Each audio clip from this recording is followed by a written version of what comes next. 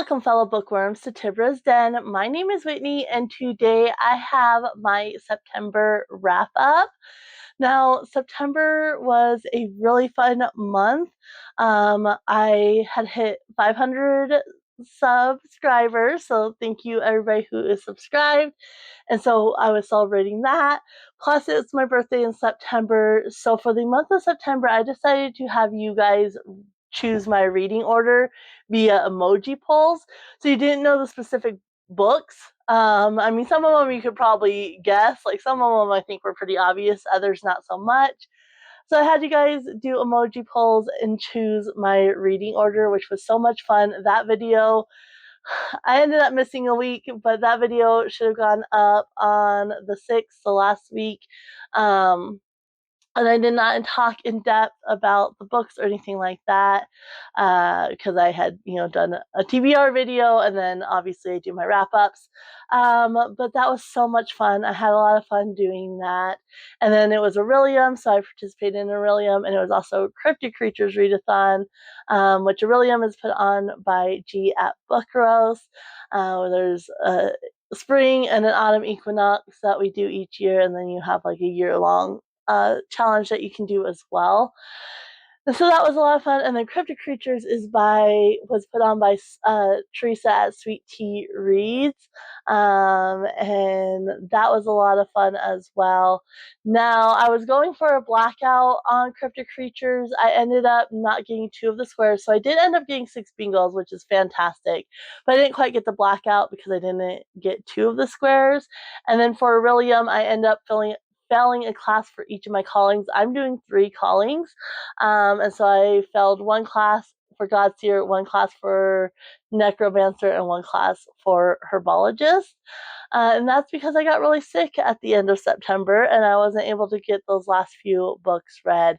I was down and out. We're a week into October, and I barely started 2 books. So, it was a rough end to the month, but the beginning of the month was a lot of fun.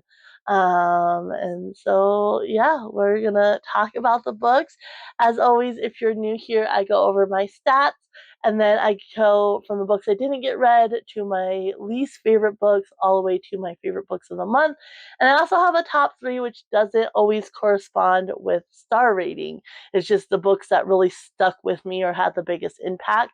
So even if I didn't love the writing or anything like that, so their star rating's a little lower, they're going to stick with me. And so, let's go ahead and get right on into it. Where is my stats? There they are. So let's see. Let me go back to my calendar real quick. I ended up reading an average of 226.3 pages per day. My page count did end up being 6,789. Physically, I read 23 books. I did not have any digital books, and I did not have any audio books, so no audio hours either. So all my books I read physically, and that was 23 books. I had 22 fiction and 1 nonfiction. 2 of the books were rereads. My top moods were adventurous, mysterious, and emotional. As far as genres go, again, these overlap, so there's more genres than there are books, but 14 fit the fantasy genre. I had 6 children's, 6 romance, 5 young adult, 5 mystery, 3 classics, 3 historical, 2 LGBTQIA+, 2 thriller, 2 science fiction, 2 horror, 1 contemporary, 1 crime, 1 essays, 1 memoir, 1 science, 1 magical realism, 1 nature, and 1 dystopian. That was a crazy amount of books. And let's go ahead and get into it. So now for as far as like 1-star ratings go, those are the books I DNF. I did have 5 books I did not get to in the month of September, so let's start with those. The first one was For My God, Seer Calling. This was for my demonology class. I only had to reach O level, so there was only one book to read for that. And it was Impling Outburst Emotions in the title. And I had chosen The God of Lost Words by A.J. Hackwith. I'm still going to read these books I didn't get to. So even though they don't officially count for the readathon, they're going to count for my purposes. I'm going to count them. I couldn't help getting sick at the end of the month. And everything else I was dealing with then. So yeah, this is gonna still count for my purposes because I'm still gonna read it, but I did not get to it in the month of September. But it will be one of the first books I read, the first 5 books I read in October. So there's that one. Then we had, this is the one I failed for my necromancer calling, and it was Restoration. Again, O level. I just needed O level. It was Unbroken Focuses Tincture, Single Point of View. And this was also for Cryptid Creatures. It was for the Kraken, to read a book with pirates, which, again, I obviously didn't get to. And that was Vengeance of the Pirate Queen by Tricia Levenseller. Still going to get to this, though. I'm very excited about this one because I just got her newest release, which is an adult book. And so this is the last book I have on her backlist that I need to get to. So I'm very excited about that. Then we had for my herbology is these next 2 books. I needed to read both of them because I needed a Q level. For Q level, this is Alchemy, and this one was Cover in Your Birth Flower Color. I had a purple Aster as what G showed when she did the prompts. And so I had chosen Faithbreaker by Hannah Kaner. This is the 3rd book in the Fallen God series. And so yeah, you can see there's a lot of different purples on there. So I will still be reading that, but first I need to read Sunbringer, also by Hannah Kaner. This one was Liquid Sunlight, to read a book with the sun on the cover, and obviously it has a big old sun there. And so I needed both these for the alchemy, but I just didn't get to them. I have since started this. I've only 35 pages in though, so not very far at all, but I have started it and going to be continuing on. Like I said, it's just I haven't been reading a whole lot because I've been sick. So there's that. And then this one was only for Cryptid Creatures, and it was for the Jersey Devil, which is a book with a family element. And I chose The God of the Woods by Liz Moore. I have also started this one. I'm 64 pages in, I believe. 64 pages. So I will be continuing on with this one as well. So those are the 5 books I did not get to at all. And yeah, let's go ahead and get to the books that I did read. So I did end up having 1 DNF, which is again is my 1-star rating. And for that, I had chosen The Rosie Project by Graham Simpson. And this one was for Continental. I'll get to the book. I did replace it. So it's for herbologists and it's Q level restoration, continental remedies, and it was to generate a random country. And I had gone, you're able to generate 5 countries, and then pick one of those countries since some of them are a little bit more difficult than others. And I had gotten Australia, and so that's what I went with. And so I had this one, and I made it like 20 pages in. I had to force those 20 pages because at page 9 I was over it. And unfortunately with this one, very misogynistic writing. You have the main character's like friend is trying to date his way through different like ethnicities for research. So you have that, the way they refer, so like his friend has a housekeeper, and this is all in first 20 pages. His friend wants him to go do a lecture on autism. They say Asperger's here. That's not really correct, but I know some countries still use Asperger's, but it has really negative, like it comes from Nazi, and so like you shouldn't use Asperger's anymore, but I know some countries still do, and since this is an Australian author, But anyway, so he goes to give a lecture on autism, but he has a very strict schedule. Like, he's very routine oriented in his schedule, and he's like trying to figure out, and he's like, well, I'll have to skip cleaning my bathroom, and then like, do I wait a week, and then it gets really gross, like unhygienic, like what do I do? And his friend's like, I'll pay a housekeeper to come and clean your bathroom if you'll do this lecture. So he could go on a date to date a different ethnicity. Like, disgusting. Anyway, he refers to that housekeeper as short skirt Helga or something like that. I think her name's Helga.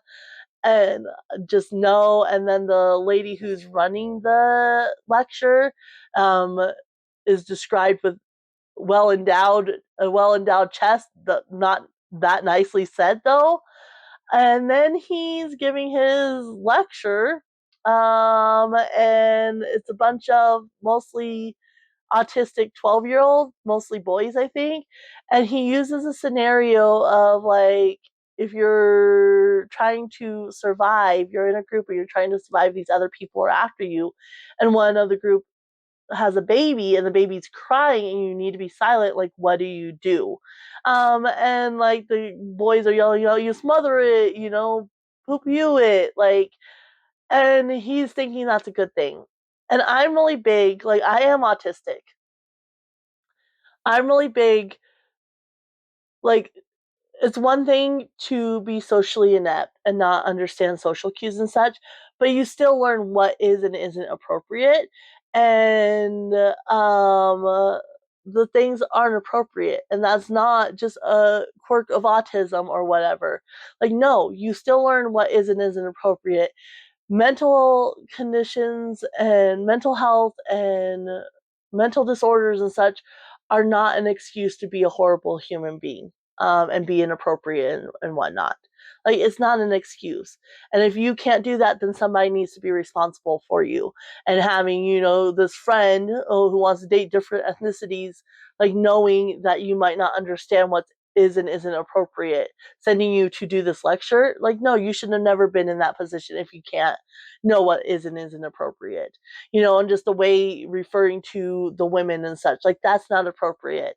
And somebody should be teaching you that. And if you can't understand that, then no. Like, and so it was just horribly misogynistic and horribly inappropriate. And I'm like, no. And normally I don't rate my DNFs on like Goodreads and such because I didn't read the book. But in this case, because of the problematic writing, I actually did rate it. And I gave it a 1 star there, and I explained why, even though I had only read 20 pages. So that was a DNF, and like I said, I did replace it with a different book. And this one would have worked for, I do participate in Kim from Expedition Through Pages, TBR Trail the Quest game. And we were just we finished up the game in August. And so for September, we still had prompts though. And so we were just reading the prompts to enter for the giveaway. So if you read a prompt, and this one would have worked for one of the centaurs prompt. I was team Azray, but because it was for the giveaway, you could just read all the prompts and get more chances for the giveaway. And this was for centaur prompt to read a secondhand romance, so a book you got secondhand. And I had actually found this in a little free library, which I'll be going back to a little free library. My husband and I are planning on doing a little free library in October, like doing a round. So that will be going back. But yeah, it was horrible. I didn't no. And that was 20 pages, and it just put me in a bad mood. And I was going to try to continue on, and then I slept on it. Like, I had started it the night before, and I slept on it, and I just did not want to pick it back up. I was like, no, I have no interest in reading misogynistic, inappropriate writing. Like, no. So there's that. Then we did have 1 2-star read, and that was for Cryptid Creatures Readathon. This was for the Mongolian Deathworm to read a book with a desert setting.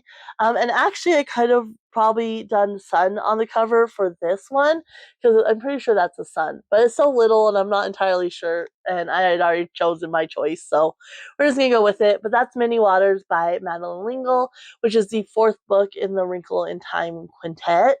And I had never read this one, so Wrinkle in Time is my favorite book from childhood. Like I would check it out over and over and over and over again.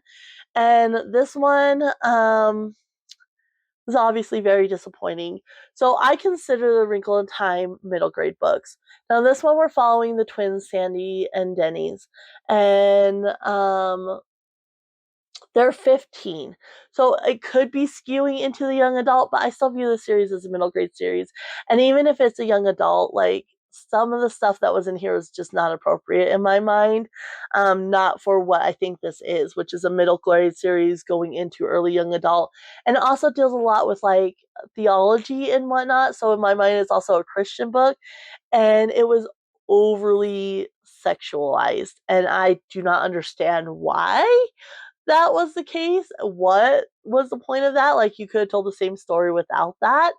And yeah, using the words like sensual and luscious, like one of the couples to have a sensual game, and I'm just like, and the one of the women's figures was luscious, and these women in this desert oasis don't wear clothes, so they don't have tops on, they just wear loincloths here.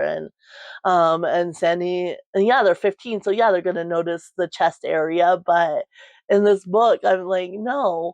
And then the whole premise, like obviously in The Wrinkle in Time, it's all about the battle between good and evil, light and dark. And in this one, they have the Nephilim, and they are sending this one girl to go seduce the twins, which again is not appropriate. And so it was just all those sexual undertones was just not it. I see this as a middle grade or early young adult series, and they shouldn't be in there. And like again, the same story could have been told without that. And even the seduction element with the girl, could have been told. And at one point, she's like, "Are you going to give me a baby?" to the Nephilim. Like just things like that, like overly sexualized. And I'm just like, this in my mind is a middle grade and Christian. Like, what is this? I would not give this to my kid to read. So no, it was a shame, like because it's basically like pre Noah's Ark. And so the whole part is you have Noah as one of the characters in here, and he's getting ready to build the ark. Like he's getting signs, and God telling him that he needs to build this ark. And so I wish that had been more of the focus. And yeah, you have the good and evil, and yeah, they could have been trying to like, you know, not seduce the twins, but like convert the twins or whatever. And so it was just weird. And so that ended up getting 2 stars for me, because I was just like, what am I even reading right now? Then we had 6 3-star reads. And so kind of the bottom of the barrel for that, we had for Godseer lore Q level, and this was ancient posts, letters, or notes on the cover or inside the book. And we have Bunnicula meets Edgar Allan Crow by James Howe. So I read the 3 Bunnicula books that I had never read this month. And this one was obviously the bottom of the barrel. So in this one, you have this author, um, and one of the brothers ends up winning a contest, and so the author is going to come, and he wants to stay at the house and meet Bunnicula and the weird animals and such. And it just didn't have a good plot. It was really weird. Like there's always like the animals always think something sinister, more sinister is going on than what is.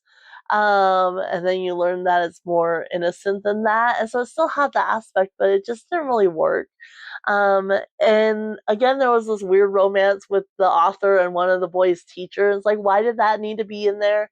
I don't know. And yeah, I just overall like the plot of this one and everything just did not work for me. So that one was bottom of the barrel as far as 3 stars, but the Bunnicula books are still fun, and I still had an overall good time. So that's why I got 3 stars. Then we had this one was for Cryptid Creatures. It was for Loch Ness Monster to read a book with water on the cover. And we had a C-Star Orphan of Chincoteague by Margaret Henry. So this one, they end up, which a little bit spoiler for the series, I guess, but they end up selling Misty. And the whole reason for them selling Misty is to send their uncle to college. And I don't even remember an uncle in the first one. And even so, it's like, shouldn't he be like they live with their grandparents, Paul and BB. And it's like, shouldn't their uncle be? I mean, you can go back to college at any age, but I'm still thinking like they made it seem like he was younger and he was, going off in the world and going to college. It was just weird. But the whole reason they sold Misty is that, and like that reasoning and putting that pressure on a child just did not sit right with me. And grandma was so happy and in tears, and it just didn't sit right with me. I like the second half when it's focusing on Sea Star and them rescuing Sea Star and whatnot. I like that part, but the whole first half of the book was selling Misty and trying to send their uncle to college, like, just did not sit right with me. So it got 3 stars. There's that one. Then we had, this one was also just for cryptid creatures, and it was for a Houck, which is to read a book with flight. And so I went with Nightbane on this one. This is by Aster. This is the second book following Lightlark. This also worked for Kim's game because we got a random color. It was indigo, and I don't know how well you can see those sprayed edges. There, that's better. So you kind of have the indigo sprayed edges and then indigo kind of in the shading here. And this one, so the first book I didn't think was well written. There was a lot of plot holes and everything like that and mistakes. And I just didn't feel like it was well written, but I was entertained by it regardless. So I really enjoyed the first one. This one was a little bit of a struggle for me. Like, I just had a hard time with it. You kind of have a love triangle in here. And I just don't feel like the love triangle was balanced. Like, in my mind, you always kind of, when there's a love triangle, you always have your preference, right? The one that you're rooting for, the one that you think they should be with, that they have better chemistry with, whatever. But you can still see them with the other person. In my mind, you should still be able to see them with the other person. Like, you should still see those moments and why they're interested in the other person. In this case, I just didn't feel it was balanced. And you have like a past point of view, so like a past timeline, which I really enjoyed those, but like present day timeline, it just didn't work for me. And I really felt like one of the romantic relationship got more time and attention to it than the other. And the other one, it just fell really flat. And he didn't act like the male characters in here are like 500 years old, and they just didn't act like it. Um, Especially the one character. And I'm just like, you're not acting like a 500-year-old man. Like, what the heck is going on? And they didn't really get those moments. And like the flip flop, like they would say one thing and immediately turn around and say or do another thing. Like, just very inconsistent characters and everything. So I really struggled to get with this. And the whole premise of this one is you have this island of Lightlark, and every 100 years, like, there was a curse, and so the different like kingdoms or whatever got cursed, and so most of them left Lightlark and went to the mainland, and started new territories, and they had to deal with their different curses. Well, every 100 years they come together. The island of Lightlark, emerges from the mist or whatever, and they come to Lightlark and they compete to try to break this curse. And so we're following the events of the last centennial, essentially.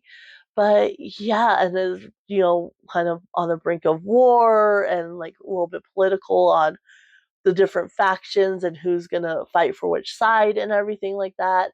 Um, but the romance didn't work for me, and that was kind of drawn out. And our main character, Isla, just doesn't feel like a leader. Like, she's so whiny, and and I get you're gonna have insecurities and such, and she is young, but at the same time, like, when you have a female main character who's supposed to be like leading and tough and such, like they shouldn't be that whiny. And like I want to see that they have the capability. So even when they have those insecurities, like you can see that they're still capable. And you just didn't get that here. So that only got 3 stars. I am still interested enough that I got the third one and I am going to be reading it at some point. And I do want to get, like, you have the Oro and Grimm novella set that just came out, and then the Crown Tide, I think, is the fourth one, is coming out at the end of the year. So I do plan on getting those as well. Like, I like it enough, but it was just kind of frustrating because it has so much potential and it's just not delivering. So there was that one. Then we had, this one was for my Godseer calling. Oh, and this was for restoration O level. So a single point of view. It's unbroken focus tincture, and it was also for Cryptid Creatures, which was for Bloop, to read a book with a noise. And I went with The Sound of a Wild Snail Eating by Elisabeth Tova Bailey. Now this one, if you're interested in learning a little bit about snails, this is a great book to pick up, which I like. Like, I'm very naturey, like I like that type of thing. But I was expecting more of a memoir, and that emotion and such that comes with that, and you don't get that here. Because the whole basic thing is she got very ill, and the doctors were having trouble, figuring out, and she was basically bedridden. And one of her caretakers brought in this snail, and so basically it's like her pet snail, and she basically, as she's bedridden, just sits and observes the snail. And so she does go into a lot about, like, and she did research and such on snails, and so she teaches you a lot about different snail things. But as far as like her illness, and I get, like, if she didn't want to go there, um but like even when she would, talk about her illness and such, um it was very flat, like very detached, non-emotional. And I'm like, I want to know your feelings, like what you were going through. And that's kind of what I was expecting. I was expecting more of a memoir, but with little Snell facts thrown in, and it's more Snell facts with a little bit of reflection as from when she was sick, but it's very like cut off, no emotion there, like just stating the facts of what she was going through at the time. And so just because it didn't have that emotion and that heart, like I still enjoyed it. It was still a great book, but I did end up giving it a 3 star because I just didn't really connect to it. So there's that one. Then we had my replacement for the one I DNF'd. So again, this was for the Continental Remedies Restoration Q level. This was for my herbologist calling, and it was an Australian author. So I switched over to Jane Harper, which was Force of Nature. I also used this for Kim's game. The Centaurs, I think, had gotten an Australian numbat animal as like a random animal generator. And so I went with an Australian author. And this is the second book in the Aaron Falk series, I want to say. What is his name? Yeah, Aaron Falk. And so he is a federal agent for the Australian federal agent police, whatever. And again, like, I like the premise. You have these 5 women, and it's like a corporate retreat. And they go off into the woods, and only 4 women come back. Um, and so Aaron Falk is involved, but he's like in the finance division. Like, he researches like financial crimes and whatnot.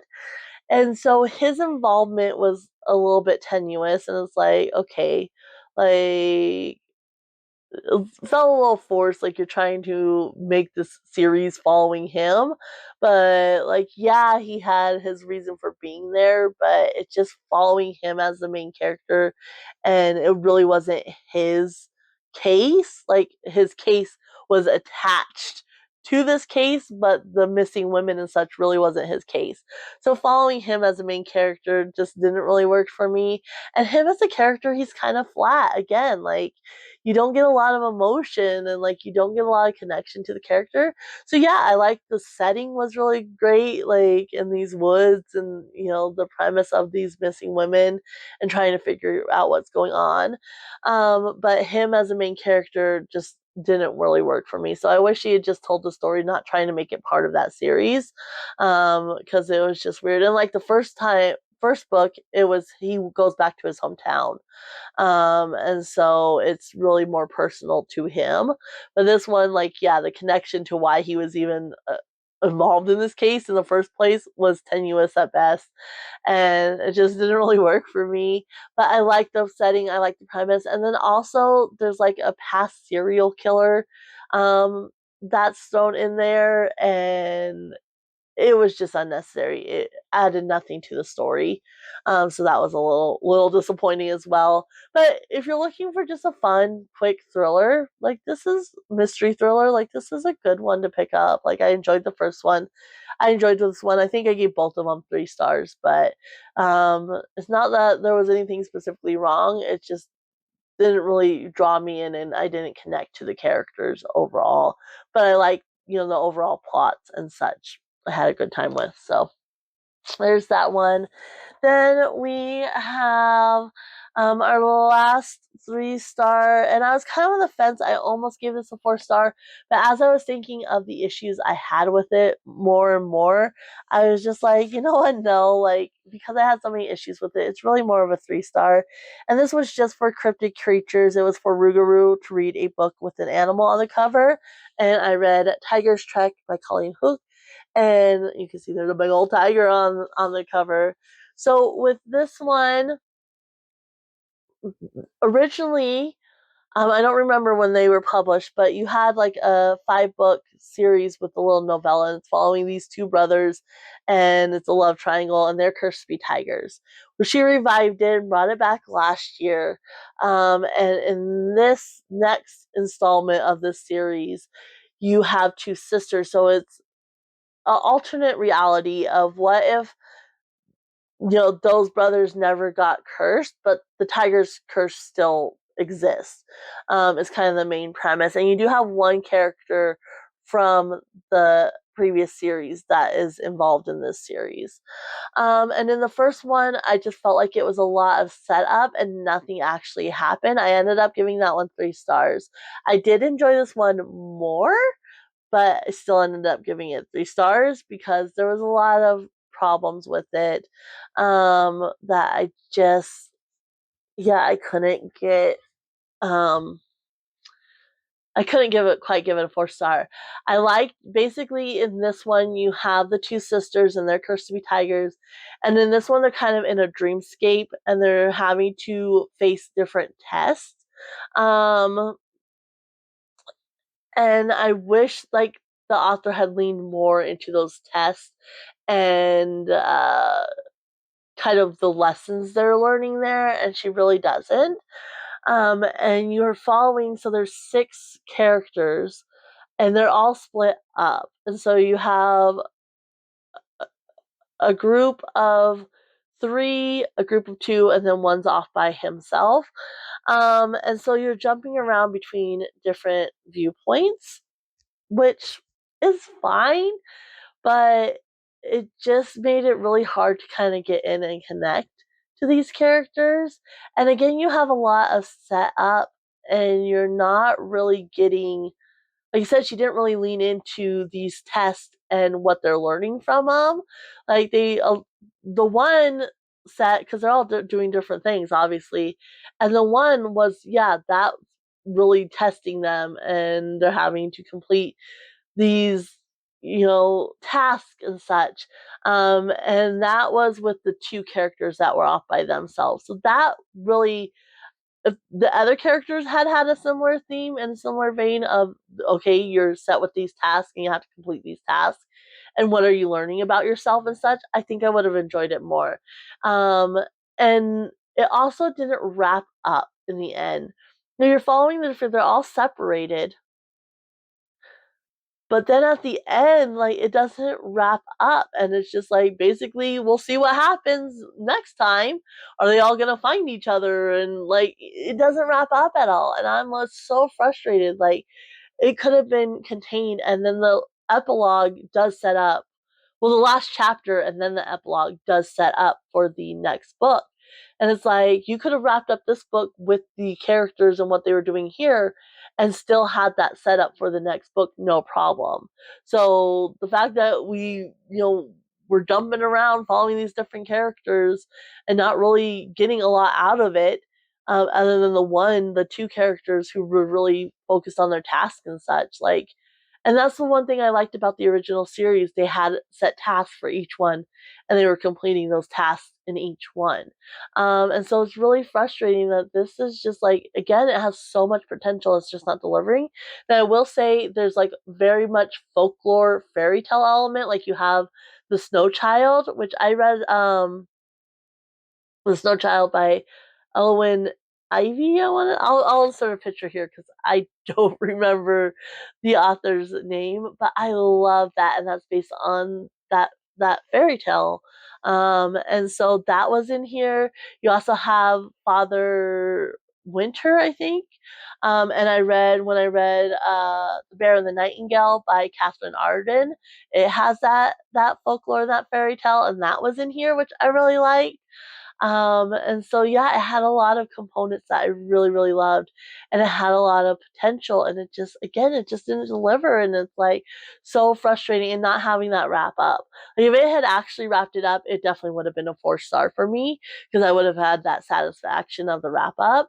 But it didn't have that, and so that was really frustrating. And like I said, following the other characters, like, they're supposed to have these tests and learn these lessons, but like, what lesson are they learning, and so, yeah, it had potential, just didn't quite deliver it for me. I'm definitely going to get the next one. Like, I'm assuming it'll come out next year, because it's come out, the first one came out last year in September. This one came out this year, so I'm hoping the third one. And I don't know how many. Like, is she gonna do a 5-book? Because she just feels like it's dragging it out right now. And it's like, the first one was all set up. This one, you didn't wrap it up, and you're just dragging it out. So it's like, I don't know how many books are supposed to be in this next installment of the series, but right now it feels like she's dragging it out. But I still really love, like, the world, and I love how she does, like, that folklore. In the original series, it was more like mythology, and this one is more like fairy tale folklore, which is really cool. But yeah, a little bit frustrating there. Then we're on to our 4-star, which we had 7 4-stars, which is great. And kind of bottom there, this one was for just cryptid creatures again. So it's for the Bunyip to read a book set near a swamp, bog, or marsh, and this one has marshland. And that was Misty of Chincoteague by, again, Marguerite Henry.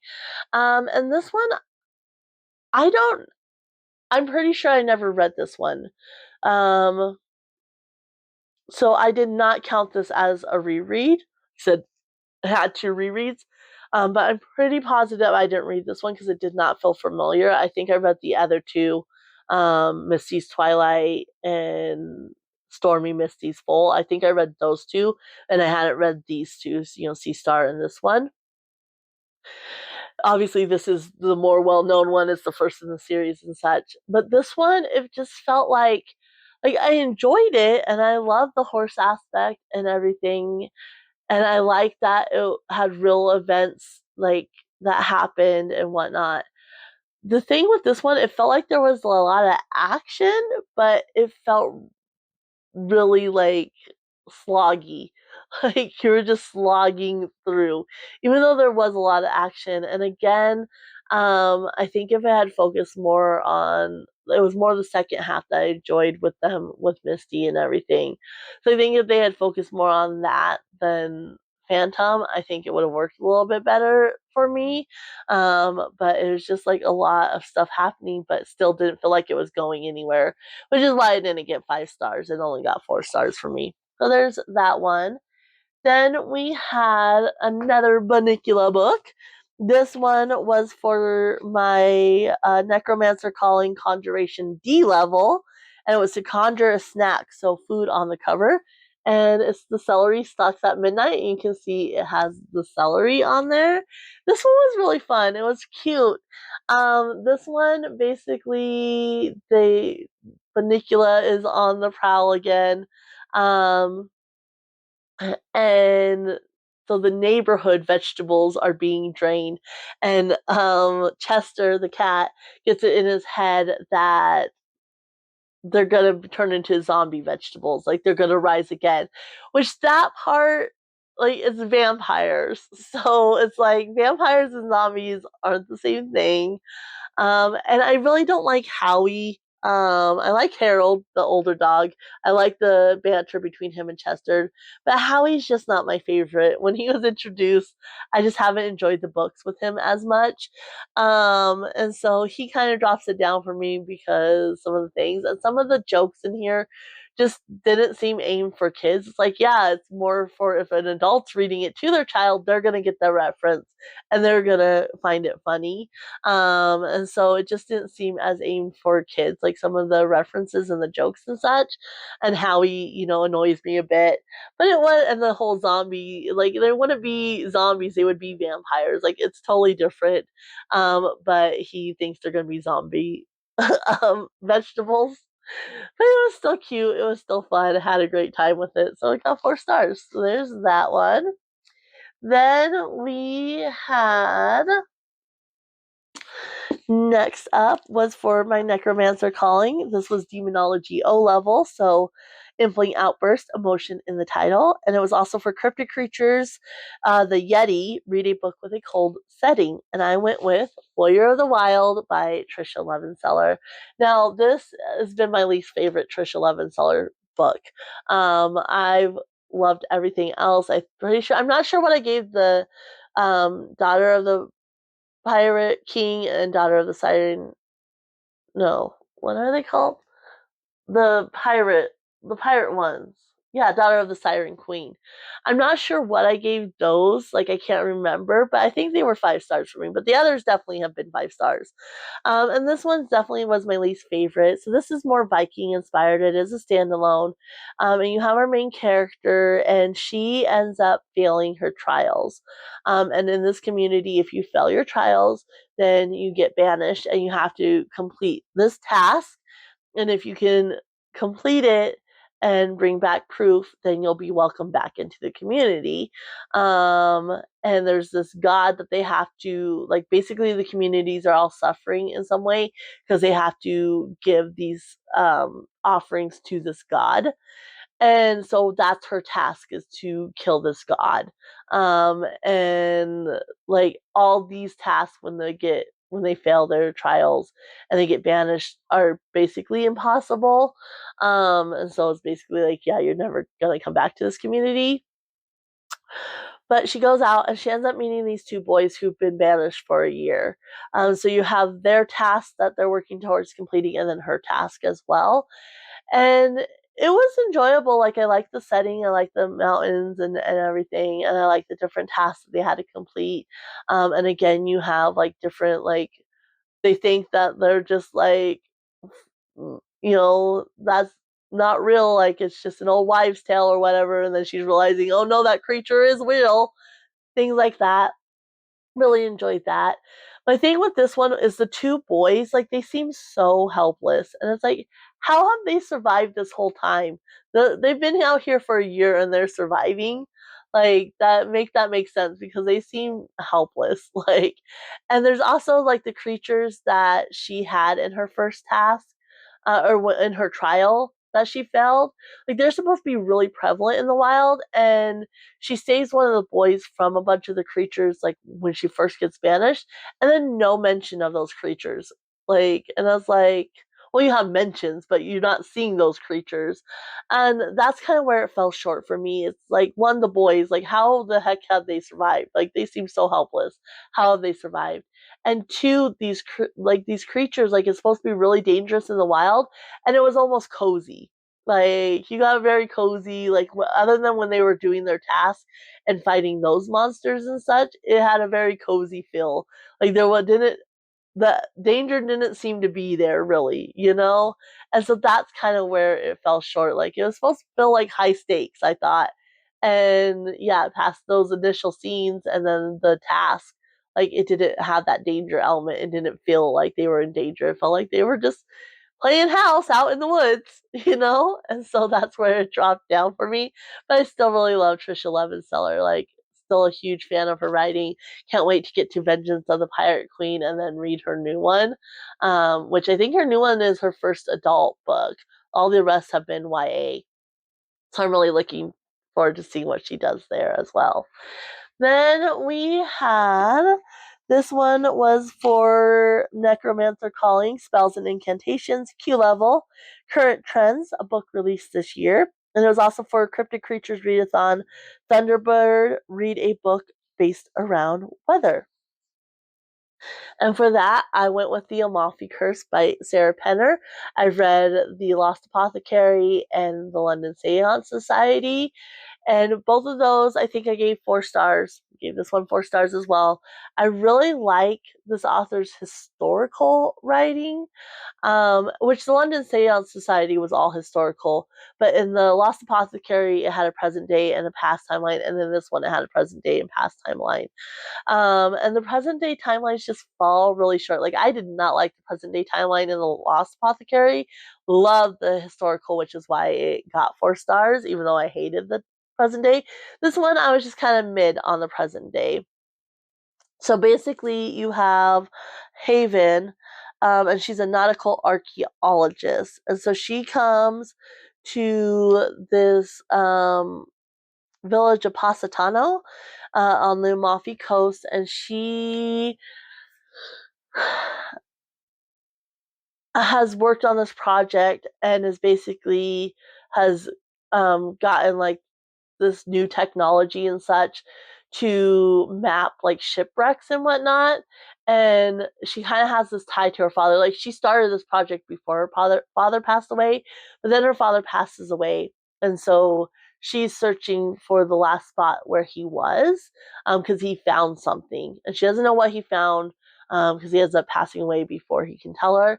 But he finds something, and so she has this project, and then it happens to be at the same spot where her father last dived, and so she's gonna do that.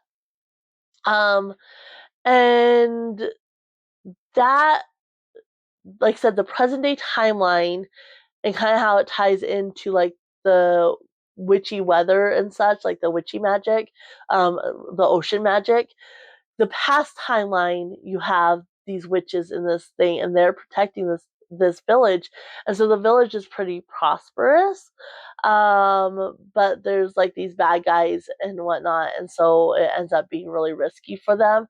And I really liked like that component of these sea witches. Essentially is what they are. I don't know what she thinks she sees, but nor the dogs. So I did really like that sea witch element and the way they control the ocean and everything else like that. And I like the past timeline. The present day timeline, though, and the connection to that sea witch element. Sorry, dog hit the tripod. New setup and still getting used to everything. I really liked the past element and the way that plotline played out.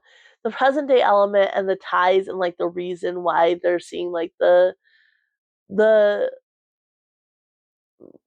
uptick in boats getting wrecked and such again just really fell short for me. Like, really fell short for me. And I just, yeah, that's what dropped it down. And so I really like this author's writing, but she just doesn't quite hit 5 stars. Like, there's a the balance isn't quite there for me. So while I really like certain components, it just never quite hits 5 stars. But I had a really good time, and I love the setting of this one. I love like the nautical archaeology element of this one. That was really good. So there's that one. Then let's see here. we have, this was one of my rereads. This was for Animal Studies O Level, so Hatchlings, a debut book. And I had chosen Godkiller by Hannah Kaner. So I had read this before. And when I read this the first time, I read it digitally, which I'm very much a physical reader. I can do audiobooks somewhat. E-reading is really hard for me. And so reading this originally digitally, I thought that might have played in my rating of this because I gave it a 4-star the first time as well. And I still have the same feelings this time. And so this one is just really hard to get into and connect to the characters because you're following multiple different viewpoints. And I read multi different viewpoints all the time, but sometimes it works and sometimes it doesn't. And this is one where it just doesn't work for me. And I'm struggling too with Godkiller. I've started that one and I'm really struggling to kind of get into it and get with the characters. And so yeah, this one, that's the biggest thing, is you're following all these different characters. But basically our main character is, what is her name? Oh, Kissin. Sorry. I just had a total brain fart.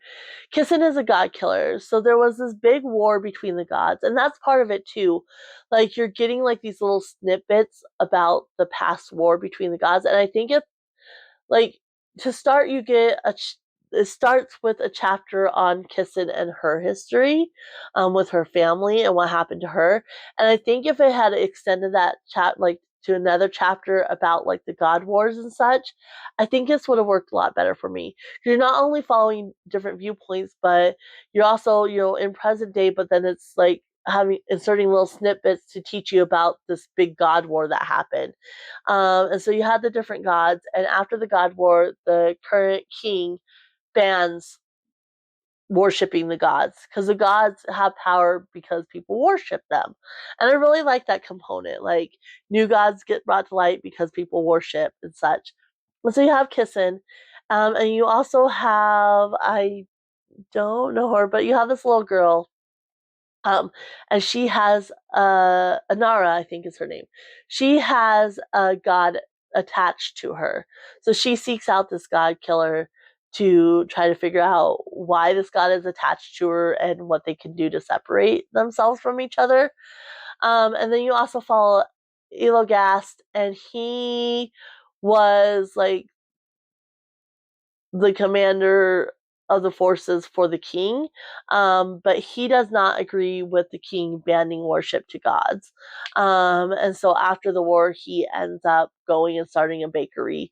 But basically, the king, during the war, something happened, and so he needs the Elogast to go back to the city where the main part of the war happened. And the city's been blocked off, like nobody's allowed there. And he needs him to go back, um, for a purpose. And so on the way, Elogast and Kissin and this little girl end up part of the same pilgrimage convoy, and then they end up getting separated, but so it's just them three. But once they get together, the story really kind of smooths out and takes off. But I really wish she had given you the background on the God Wars at the beginning, and then just focus on the story, because even jumping around between the different characters, like you said, it's not as smooth.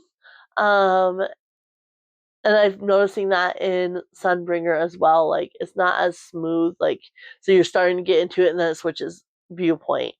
But I think it would have worked a little bit better if we had gotten that information on the God Wars initially, and then yeah, I probably would have still struggled with the viewpoint.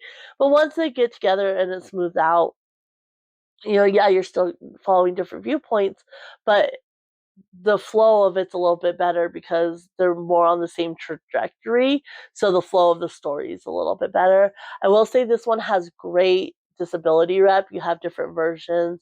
You have a deaf character. You have a character in a wheelchair. Kissin is an amputee. Elogast struggles with PTSD. So you have a lot of great disability representation. But yeah, it's just there's something about the flow of it, the pacing, that I kind of struggle to get into the story because of that, even though I love it. So there is that one.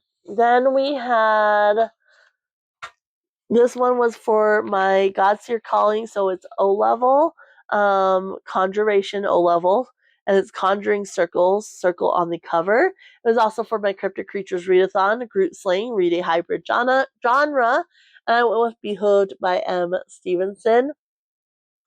I don't remember exactly why I didn't give this a 5-star. Like, I can't remember anything specific, but this was just a fun time. This is a fantasy romance or romance fantasy. I would say it's more romance leaning than fantasy leaning, but it is set into a fantastical world and has magic and such. And basically, you have our main character, Bianca, and she gets sent into this arranged marriage. And on their wedding night, her husband ends up getting cursed and turned into a horse. And so he's a horse.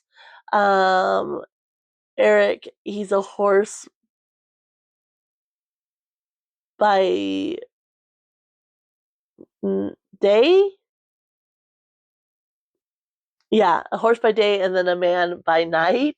And they're having to try to figure out who tried to assassinate him, and also figure out how to break this curse on him because he can't really go back while he's a horse.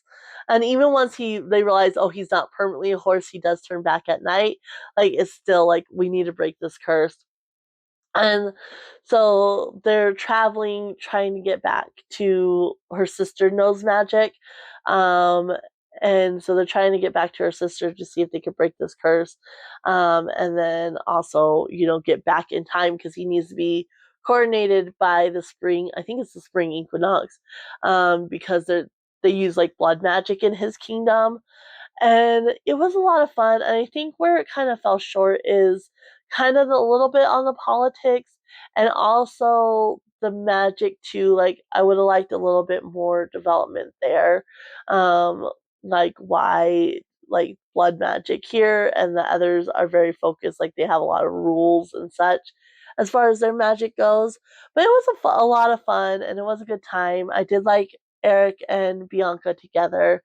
Like I said, I can't really specifically remember why. Like, it's not very strong. I think it was just, it didn't like wow me. Like, I didn't fully love it. So I enjoyed it. I had a great time, but I didn't fully love it. And that's probably what dropped it down for me.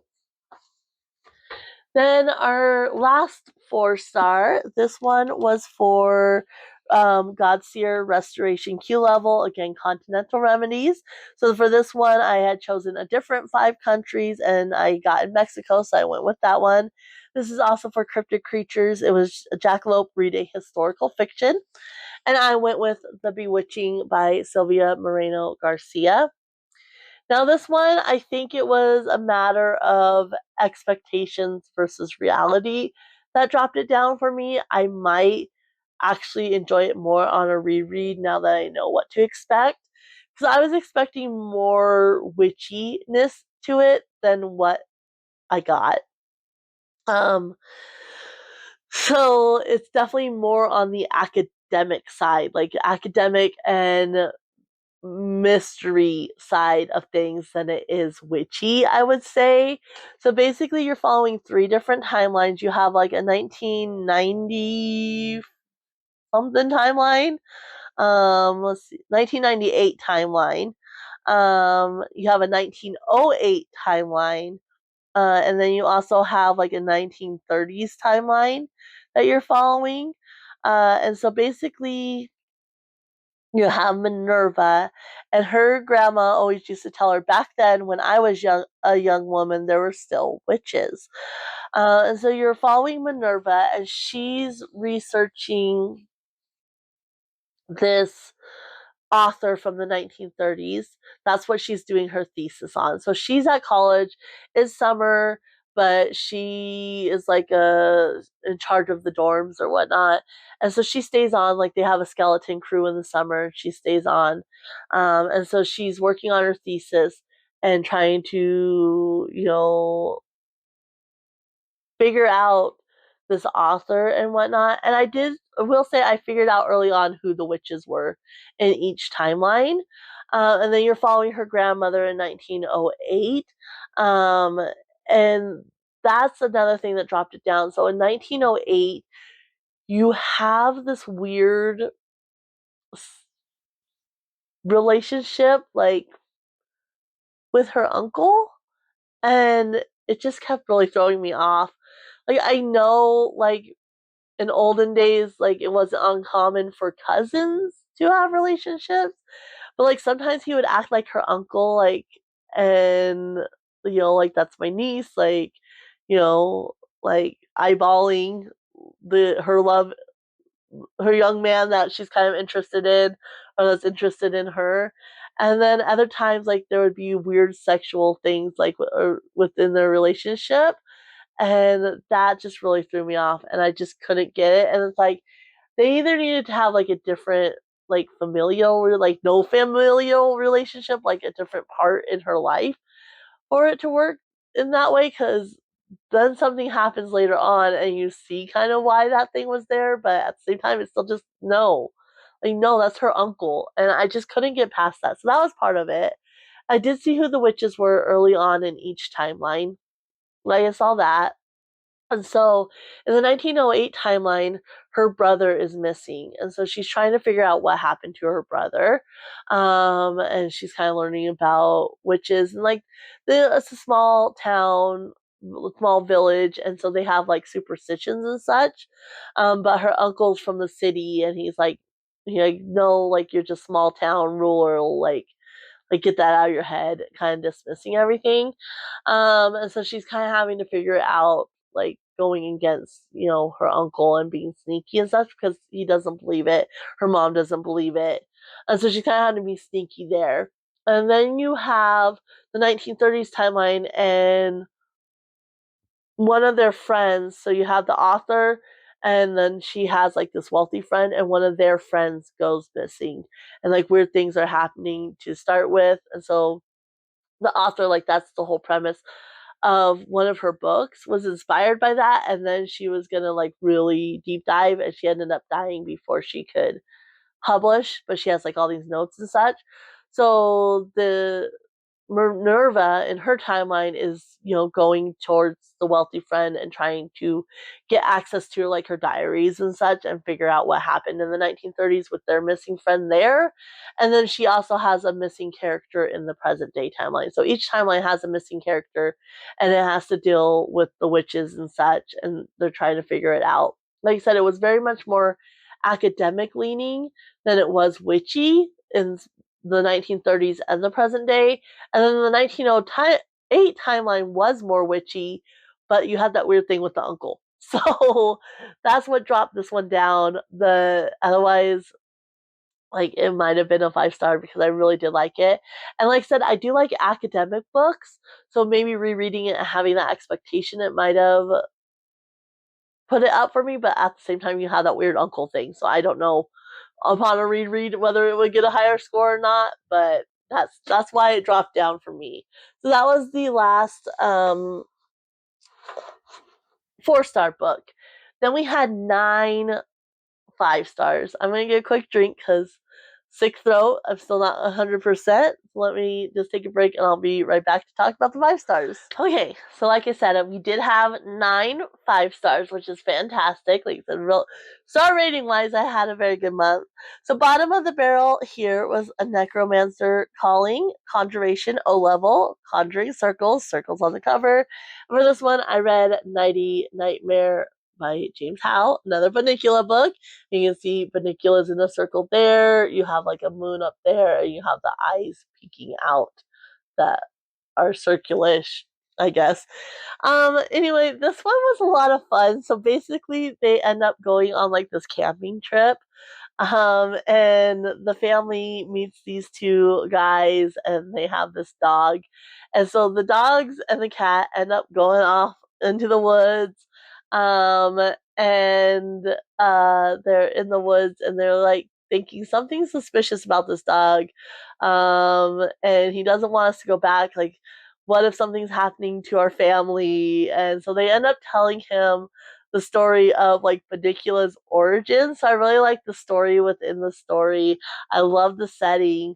the kind of, like Chester always thinks something more sinister is going on than what is. And so kind of that aspect to it, it felt more like, yeah, that could be like, and so I just enjoyed this overall. It's such a fun time. Howie was less annoying in this one. Like he didn't drive me as insane as he does in the other books. So it was just fun. And that story within a story and kind of the creepy nature, like you get the kind of creep factor, and the woods and everything like that. I just had a great time. So that got 5 stars, but it is, a little children's book, so it was a little bit more towards the bottom. Then our next one, this was just for Cryptid Creatures. It was for Mothman to read a dystopian book. Excuse me. I chose The Giver by Lois Lowry. This one was the reread. This was my favorite book that we had to read in school. Like, I absolutely love this one. I've read it multiple times. And it's just a 5 star. Like, I really like the concept of this, of, trying to create this utopia. But when you really look closer, it's not really a utopia. And I really like the concept of it. I like the journey kind of Jonas goes on, of having kind of this view, and then as he's getting these memories and such, and realizing like the unfairness of it, like we have to carry the burden of the pain because they don't want to, and everything like that. Like it's just one of my all-time favorites. And it's a little slow in the beginning, but I mean it's super short. But I really like just everything of like the everything about it. The premise, I like the characters, and just the way Jonas kind of his eyes get opened, and I like the the 3 levels. So you have the giver who's giving Jonas's the memories. You have Jonas, and then you also have kind of the future with one of the babies. So I really, really enjoy this one. So yeah, this one, if you don't know, is basically you have this world and everything they try to do the same. Families are assigned to each other. They're each assigned a job once they come of age. Like everything, like they have rules. So if you offend somebody, you have to apologize. There's no, they take pills so they don't have like puberty or like, any romantic inclinations at all. Like everything's just set out.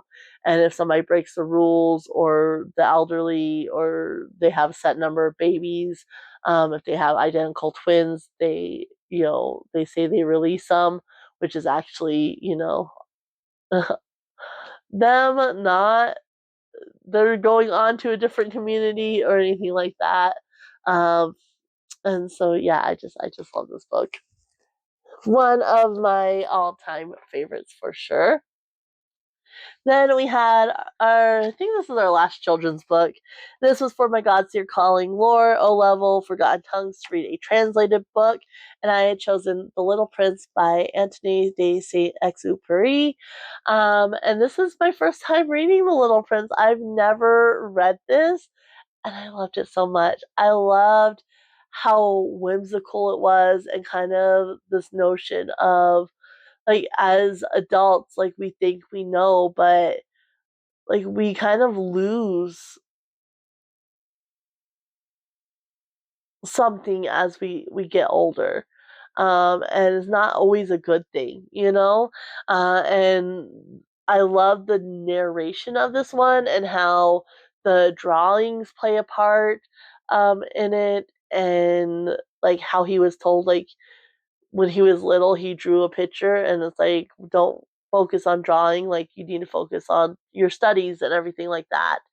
And so now he's an adult and he needs to draw and such, and he never had the practice.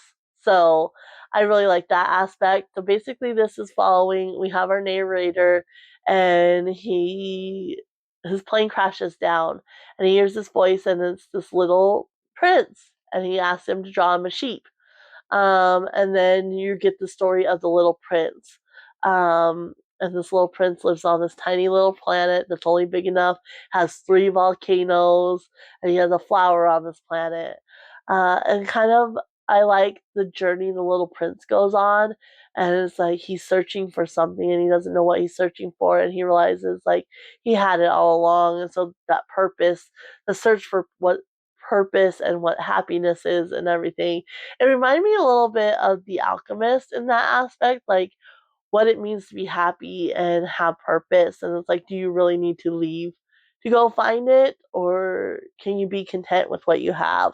I absolutely love this, and kind of that whimsy and that like childhood whimsy, and um what we lose when we get older. Like I love this, and I can't believe I haven't read it. Like I went 38 years of my life not reading this. So yeah, definitely a 5 star for me. Then these next couple were kind of hard. It was hard to decide where to place these ones. But the next one was for my herbologist class. This was my O level restoration, Unbroken Focus Tincture to read a single POV. And for Cryptid Creatures, it was for the Mokele Membe, and it was to read a book with dinosaurs or dragons. And I went with the undercutting of Rosie and Adam by Megan Bannen. There's definitely dragons, and you can see they're on the cover. And yeah, this series as a whole, like I absolutely loved it. I will say this is probably my least favorite couple of the series, but I really like the plot and the premise. So basically, this is taking place I think 12 years after the first one, 10 years after the second one. Um, and so you have Tanria, and there was kind of good old gods versus new gods. Again, a lot of god themes this month, but the old gods versus new gods, and the old gods got trapped in Tanria. And so there's like this mist surrounding Tanria, and you have Adam who created these portals for people to. So there's a north portal, south, east, west. And he created portals so you could go into Tanria and such. And the portals are breaking down, um, and so he ends up getting trapped in the mist along with Rosie, who is a Tanrian marshal, and she's also a demigod. And so she has a lot of like issues regarding that because she can never die and she loses people. And at this point, she's like 100 and something years old, and she's like lost her mother and everything like that. So she really struggles with that, and knowing she's going to lose people. And then you have Duckers, who has been apart since the beginning. You have him, and then what's the other guy's name? Uh, Mer- Mercy's brother, from the first book. Anyway, they get trapped there too. And so you have the four of them, and they're trying to figure out how to get out. It's like they're traveling to the different portals, trying to get out, trying to figure out how to fix everything. And then you have like the different relationships between them as well. And I really liked like that isolated setting. And you just have those core four. And so you're not having like the other, you have outside characters too and like their connections to them, but at the core of it, it's just these four, you're following them. And yeah, I just had a really great time. Like I love the coziness and the lightheartedness of this while still tackling like a little bit of darker themes and whatnot. And so I will say I think the first book was my favorite. I think this is my second favorite, though I like the characters the least. And then the middle one, I think Twilight and Frank were my favorite as far as the characters go, but the story of that one was a little bit more goofy and silly. But yeah, obviously 5 stars. I absolutely love the series so much. Then we have, let me get this book back in here. Then we have Small Miracles by Olivia Atwater. So this one was for my Godseer lore. This was for D level. So it's Miss of the Minas Mule. Um, 2 or more M's in the title. You obviously have an M in small and then in miracles. And this one, I really love this author, her Regency fairy tale series, and then the one book in the Victorian fairy tale series. I don't know if there's going to be more. It says it's a series, but nothing's come about since then.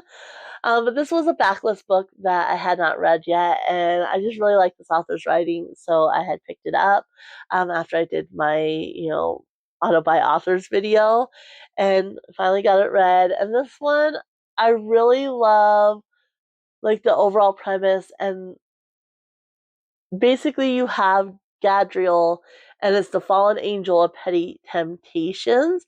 Used to be when she was before she was fallen, or they were fallen. Sorry, before they were fallen, they were the like angel of small miracles or whatnot. So that's kind of where that comes in. And she's given this task to help this Miss Harker, because there's in this world it's really interesting, and there is footnotes which kind of threw me off at first. But yeah, I think it's Holly is her name, and basically in this world, like you have a cumulative sin metric, um, and so like you have, everybody has like little small sins they do, and then they have the goods, and so it all balances out.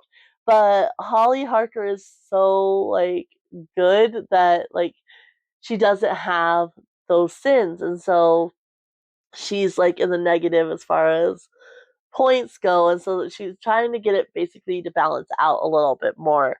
And she has her niece Ella Harker, and they're struggling a little bit there, and so it's a lot of fun. You have this gender fluidity that I absolutely love. So sometimes they dress as a woman, and sometimes Gadriel dresses as a man, and like if there's another angel, like they shouldn't be dressed as the same gender as you because it's kind of a faux pas, like just really cute and fun and cozy. But again, it deals with a lot of heavier themes because you have Ella Harker, and she lost her mom, and so now she's living with her aunt, and her aunt's just trying to figure out like how to connect to this teenager.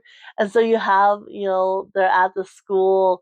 Gadriel ends up becoming like a guidance counselor at the school, and it's just, I really like how fun it is while still dealing with those heavier themes. And again, you have good versus evil. So it's not quite gods, but it's still good versus evil. And kind of the dark thoughts and such um, come from this other fallen god who's not like Gadriel. Yeah, they're a fallen, or not god, fallen angel. So Gadriel's a fallen angel, but they're not that bad. And their biggest gripe and the reason why they fell was because they don't think chocolate should be a sin.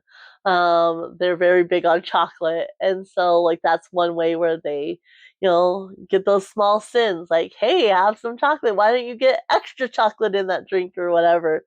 And yeah, I just really, really loved like that lighthearted coziness combined with the heavier themes, and then like I said, that dark versus light, and trying, how like the negative voices in our heads and such aren't always from us essentially. And I absolutely love this. Had such a great time with it. Then we had my family book club book. I failed the last 2 months, so it felt good to finally get one read. And this was for my Godseer Calling Inscription O level, Magic of Primes, prime number of letters in the title. And excuse me, I chose The September House by Carissa Orlando. I believe this has 17 letters, which is a prime number. And yeah, I love the vibes of this one so much. Only ended up being my mom and I that read this month. My niece, she couldn't stand the audio narrator. There was like weird mouth noise, and she has, how is it said, misophonia, where like chewing and like sounds really get to you. So she couldn't do it, and she doesn't read physically. She just listens to audio, so she couldn't do it. And my sister was in Hungary. um, and so she was out of town, and I don't think she got it read either. But my mom and I read this, and we both really loved it. My mom had some questions, and I was like, yeah, you have a point there.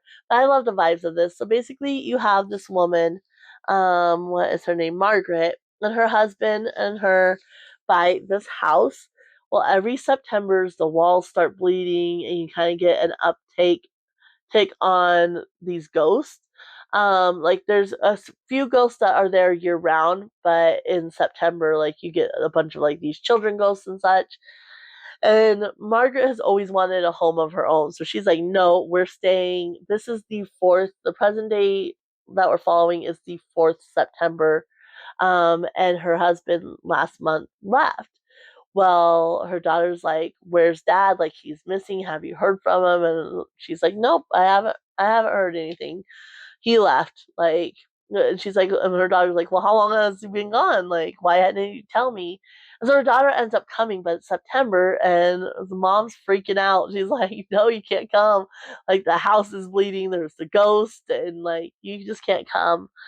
And I really liked that we had an older main character, and I liked kind of the quirkiness. Now, I was not expecting, and I will say, trigger warning for domestic violence and alcoholism. I didn't realize that going in. Um, and so definitely keep that in mind if you're going to be picking up this book. And so you deal with that, and you kind of have like this messy relationship between the family members, which I really like. But just the vibes of it, and it has like classic nods to classic horror elements, like you know flies, and at one point there's like a full sink that she needs to reach her hand in because it's clogged, and like things like that. So you have like these nods to classic horror elements. I really like the variety of ghosts. I thought that was really fun. But as my mom pointed out, like it never really explains like yeah you have these ghosts, but like it's almost like the house itself is kind of haunted and such, and it never really goes into the why that. You get an explanation for the ghost, and like she's researching like the history of the house and such, and she's learning about these ghosts, but it never really goes into why the house itself. So I would have liked a little bit more development there, and then it never really gives you like an epilogue on what happens after the conclusion of the story, which would have been nice. Like it gives you a little bit, but it doesn't really go into what, based on what happens, what that means going forward.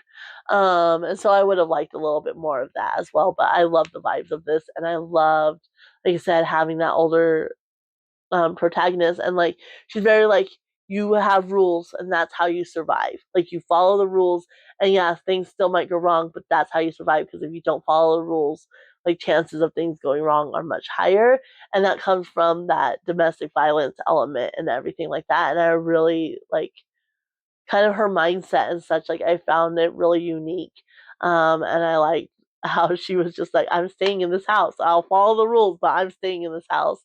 Yeah, it was fun. I really had a good time with that, and I like you do get a little bit of a like a psychological element. Like, is this in her head or is this really happening? I love that in books, and so I really like that.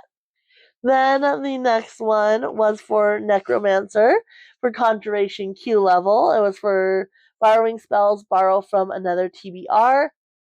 And at the time, like I know I had seen it on a few TBRs, but I couldn't specifically remember.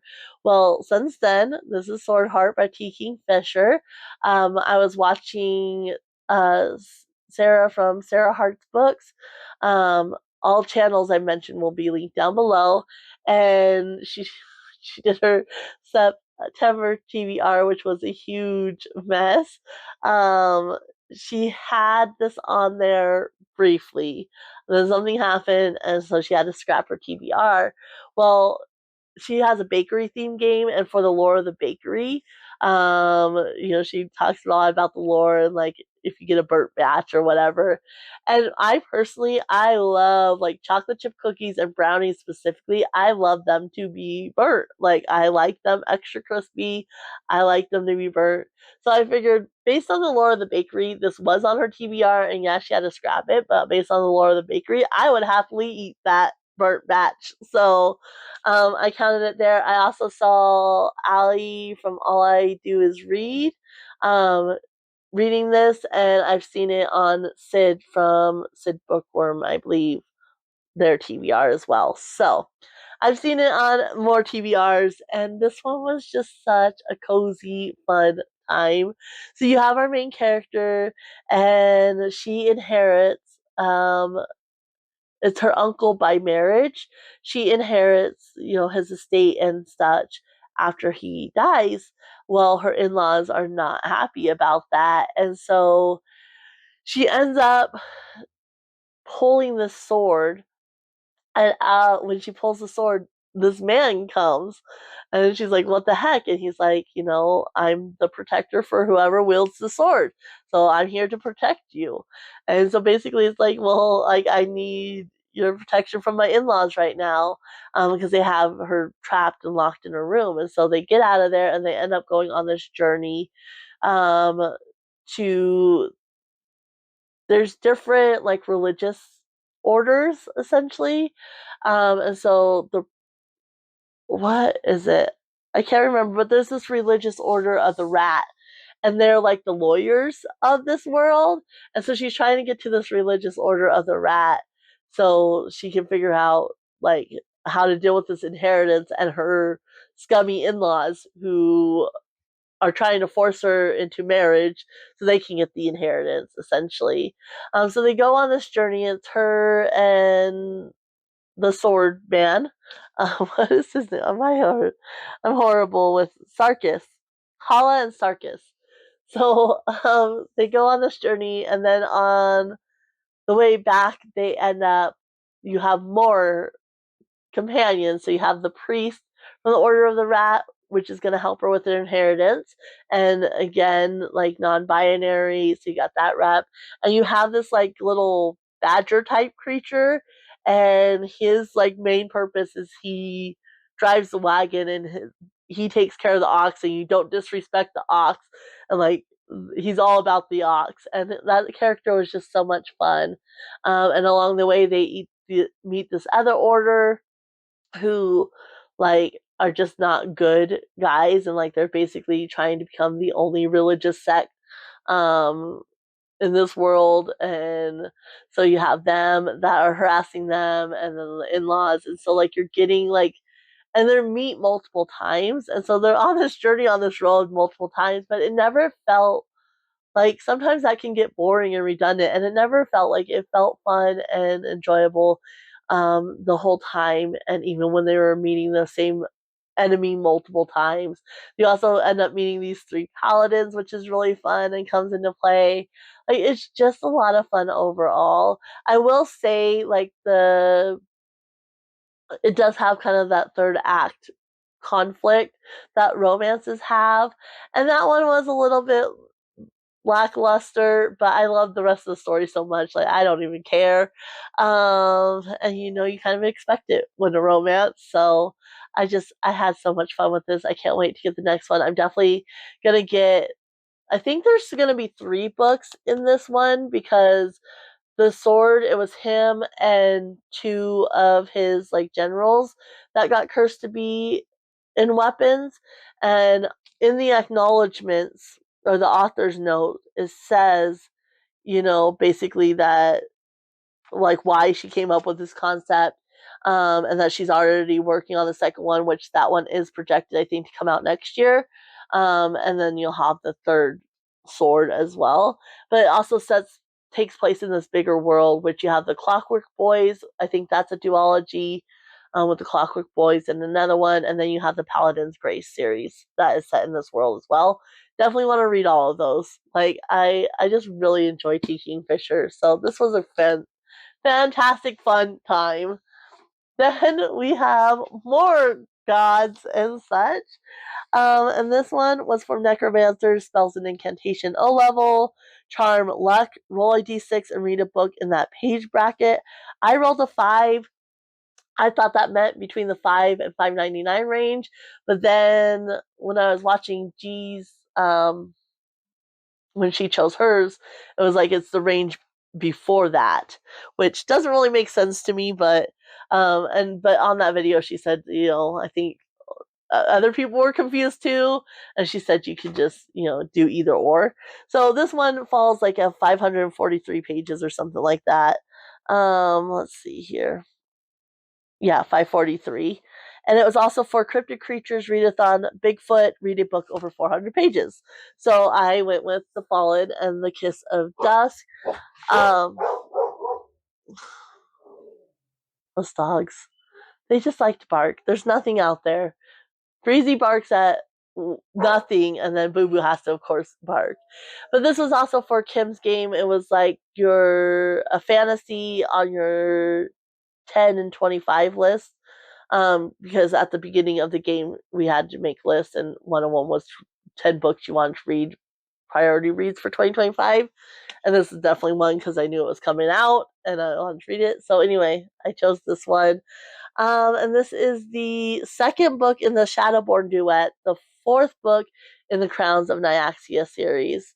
And then there's also two like companions. There's a little novella, Six Scorched Roses, and then the Slaying the Vampire Conqueror, which is a companion. Which Slaying the Vampire Conqueror, I highly recommend you read before getting into this one because those characters do play a part. This one's definitely bringing the characters, and the characters from Six Scorched Roses, the little novella, are also referenced, and then obviously the main characters from the first duet, the Nightborn duet, are play a part in this. So this one's really bringing those characters together. But basically, in this one, you're following Misha and Asar, I believe is his name. Yeah. So you're following them, and in the first book, like they were they were both tasked by their different respective gods. And so he was tasked to go into the underworld and to get these objects so he can revive the god of death. And then she was tasked by her like sun god to help him but then betray him essentially. And so the first book they're going into the underworld and they're going, down to collect these items and whatnot. And so in this one, we're following the events of that. I really liked we still had a big underworld presence. I really, really appreciated that. This one, there's something that happens, and so they're not really able to touch in this one, and I love that. Like the the tension and the yearning that it brought to their romance. Like I absolutely loved that. And I loved how she did that. I thought it was fantastic. And like I said, you're really kind of getting a bigger picture of the gods in this one specifically and kind of their conflict.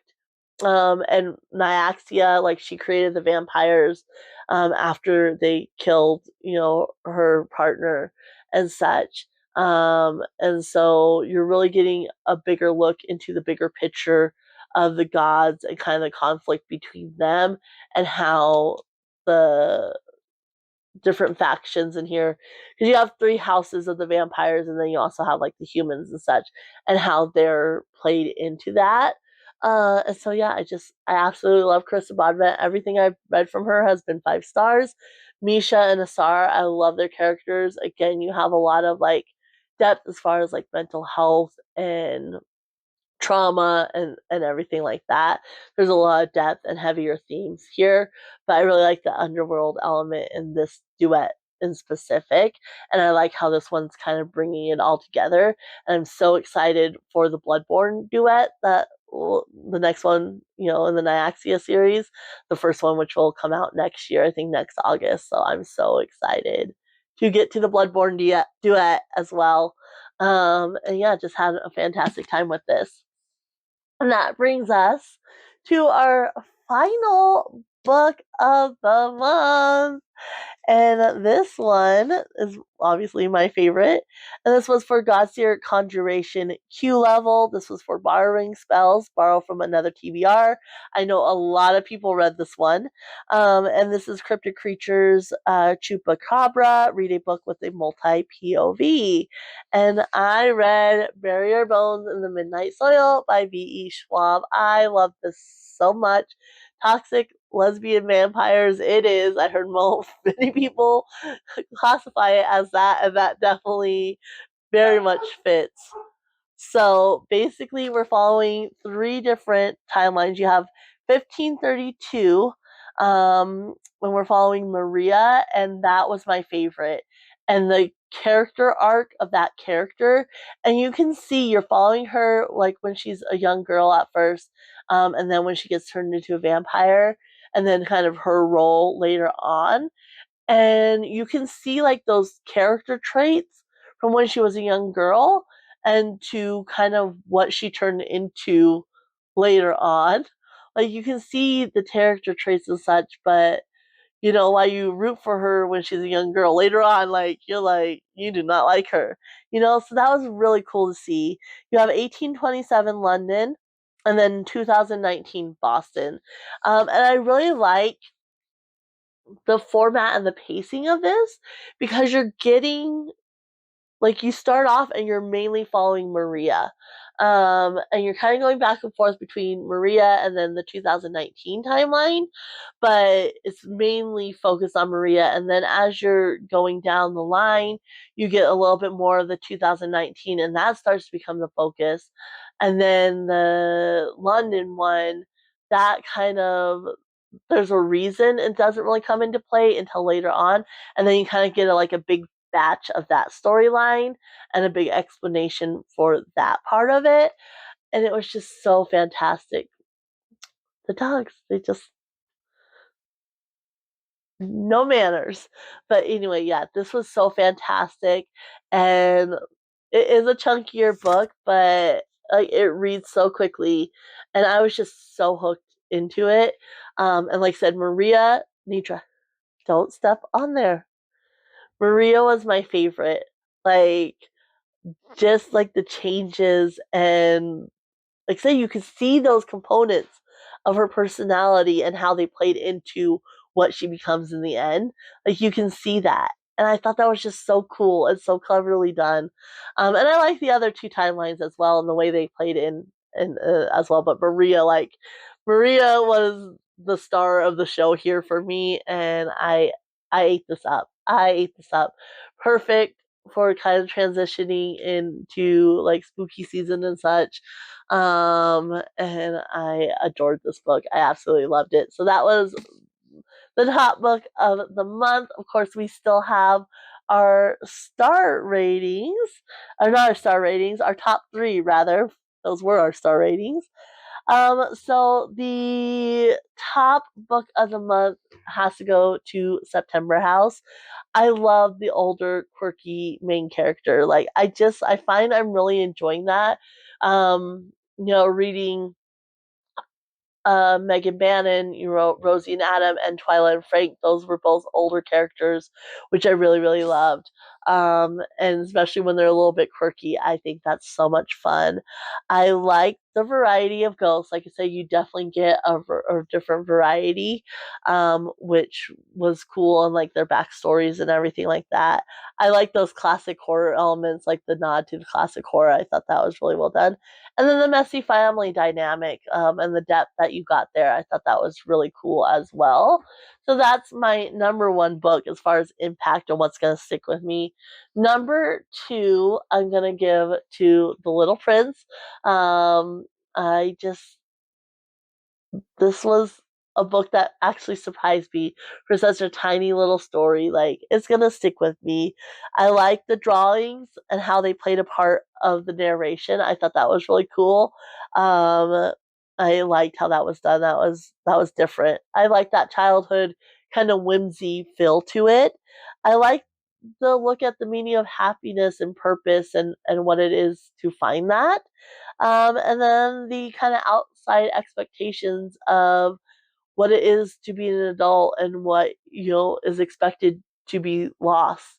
Um, when you become an adult, like you shouldn't have hold on to thing childish things and whatnot. I really like that aspect of it and how like he was told, not don't waste your time on drawing, like you pursue your studies and things like that. So really like that. And then third, I kind of struggled. I went back and forth, but I ended up going with Swordheart by T. Kingfisher. Again, you have that quirky. She was considered middle age at like 36, you know. But yeah, in that time period, yes, I can see that. But again, you have a little bit older of a main character, and she's quirky. I The way she like handles, like she plays into like the stereotype of just a dumb woman, like doesn't know what's what. I liked how she did that. Um, I don't know what I'm doing. Anyway, I love the romance here, how it was a little bit slower burn, and their first kiss, like their first kiss was like, oh, I just ate that up. I like the companions, that little badger, and like, don't disrespect the ox. Like, he's all about that ox was fun. I love the rat priest. Like, they were a lot of fun as well. I really enjoyed them. And then again, how the main character handles the antagonist. I already said that. I got that. That's part of her quirkiness. But how she plays into that, like, I really liked how she did that. So those were my top three. And yeah, I had such a fun month until the very end when things just fell apart. And that life happens sometimes. You get sick, you have to deal with stuff. And I'm hoping, I'm taking it really easy in October, and I'm just gonna see what I get read. Um, I have a start on 2 books, but it's a weekend and I hardly read them at all. But I'm just, taking care of myself and trying to get healthy. Um, being able to breathe and whatnot, which really is kind of sad because um, I got a treadmill. It's a birthday Christmas present because obviously a little bit more expensive. And I was really getting into the groove of using it, and now I'm sick, and so it's been a week, and I'm not planning on doing it at all this week, and we'll just see how my lungs are next week. But I'm thinking by the end of this week I should be able to do it. So we'll see. But yeah, that was kind of a bummer because I was really enjoying using my treadmill. Like I said, I had a great start to the month, and then just things fell apart, which happens. But reading wise, I'm very, very happy with what I got read, even though I didn't complete everything I wanted to. I'm going to read those books anyway, and so it's not a huge deal. Anyway, I would love to know if you've read any of these books, if you're interested in reading any of these books, maybe what your favorite book of the month was. If you just want to let me know you're here and you're helping to support the channel by commenting, you can always leave a rabbit or any type of animal emoji down in the comments below. I'm going to go ahead and leave you guys here. Happy reading, everyone. Bye.